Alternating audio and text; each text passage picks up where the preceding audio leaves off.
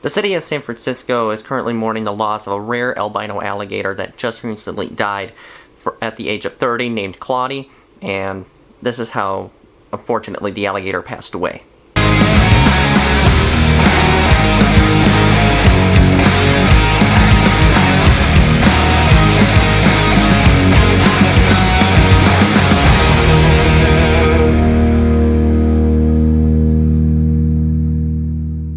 So a couple of weeks ago, everybody, an albino alligator named Claude unfortunately had passed away inside the California Academy of Sciences. And unfortunately, the cause of the animal's death was unfortunately liver cancer. And this animal passed away at the age of 30 years old, which is still kind of young for an alligator to pass away from. Many people in San Francisco actually knew this animal pretty well because this animal has been a part of San Francisco for a number of years, and it's sort of become like one of the animal ambassadors of the city, believe it or not. Now, this animal also, believe it or not, also had a 24/7 live stream webcam where people could watch Claude from all around the world and see what he was up to and doing in his enclosure and stuff.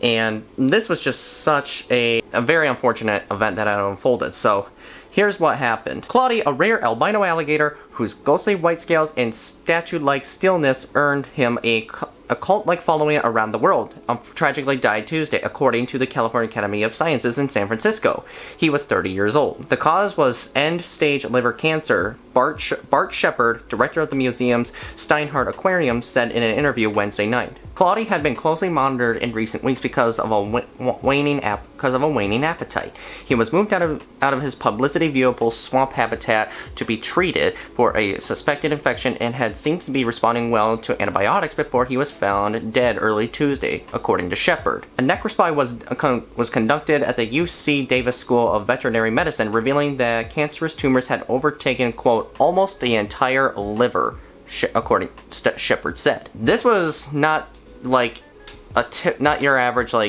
liver cancer tumor in your liver. This was something much more severe, unfortunately, and this was from Shepard himself, quoting, saying that there were several tumors that had pretty much taken up the entire liver, and that's pretty unfortunate to hear that. Hatched at a Louisiana alligator farm on September 15th, 1995, Claude rose to fame in San Francisco, where he spent the last 17 years living at the Academy of Sciences Aquarium in Golden Gate Park. Claude became an unofficial mascot for the city by the bay, where he appeared on billboards and advertisements at bus and light rail stations.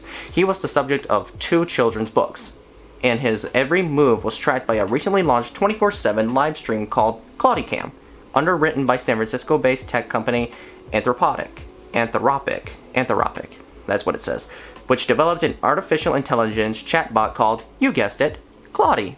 Museum staffers dubbed Claude their, quote, iconic swamp king, and thousands turned out for his 30th birthday bash back in September, during which he was presented a cake made of fish and ice and a proclamation from Mayor Danielle Lurie. Is that Lurie or Laurie? I don't know. Declaring September 15th to be, quote, Claude the Alligator Hatch Day. Claude represented that core of San Francisco value of seeing the beauty and value in everyone, including those who are a bit different from the norm. Rest in peace, buddy. Quote from State Senator Scott Wiener.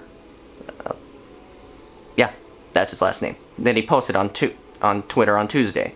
Claude, measuring 10 feet long and weighing 300 pounds, was one of fewer than 200 alligators in the world with albinism, a genetic mutation that causes an inability to produce melanin,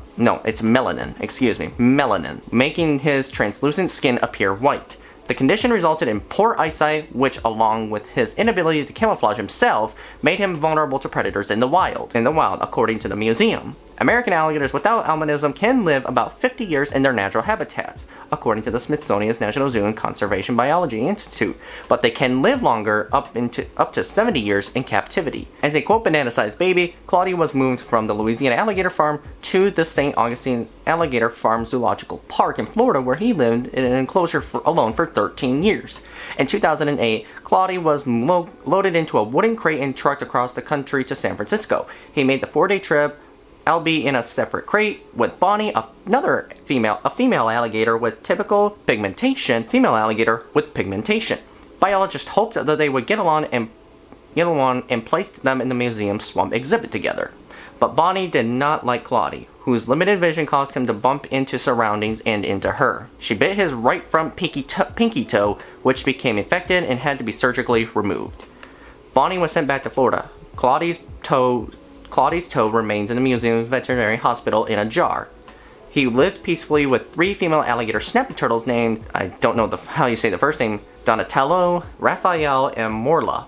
Each of them was believed to be at least 50 years old. Claude's enclosure had no doors for human access. Biologists had to use a ladder to climb down into the space for his weekly feedings. Claude once swallowed a child's ballet slipper that fell into his enclosure. He was placed under anesthesia to have it removed, but he spent much of his time in the oh my god, I need help here.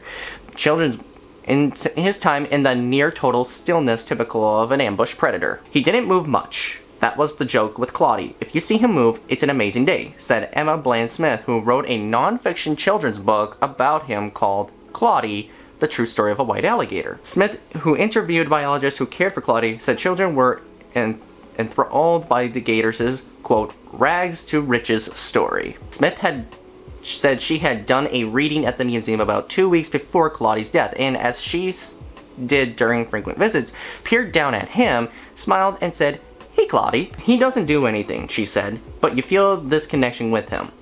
The Academy of Sciences said it will host a public memorial for Claude in the near future. Shepard said Claude's care team at the museum had been heartened by an enormous outpouring of support, text messages, emails, and voicemails from around the world. Flowers placed outside the facility, even an edible fruit arrangement for staffers.